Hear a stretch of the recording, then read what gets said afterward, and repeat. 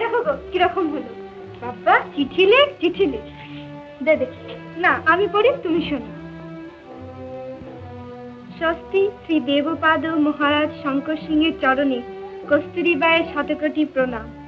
সেদিনের সে অল্প সময়ের জন্য দেখা, কিন্তু মন সেই মুহূর্তটাকে ধরে রাখতে চাইছে সব সময়। আপনি সেদিন বলেছিলেন আপনি যদি রাজা না হয়ে সাধারণ মানুষ হতেন আপনাকে ভালোবাসতাম কিনা। উত্তর হয়তো ঠিক মতো দিতে পারিনি। আজ বলি, আপনার মধ্যে যে ঐশ্বর্য দেখেছি তার কাছে ঝিন ঝড়োয়ার মতো শত রাজ্যের মণিমুক্তও ম্লান হয়ে যায়। গর্ব হয় ভাবতে এই ঐশ্বর্য একা ভোগ করব আমি। প্রতীক্ষায় আছি আবার কবে দেখা হবে। কাল আসা সম্ভব কি তেমনি চুপি চুপি রাতের অন্ধকারে?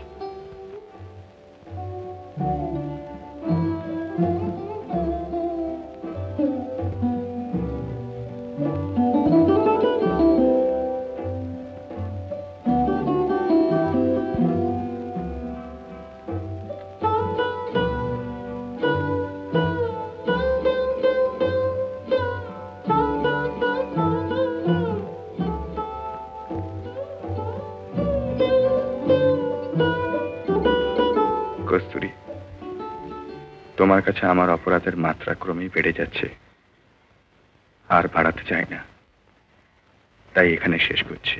তোমার চিন্তা অনির্বাণ অগ্নিশিখার মতো, যার দীপ্তি এবং দাহ আমাকে আচ্ছন্ন করে রেখেছে।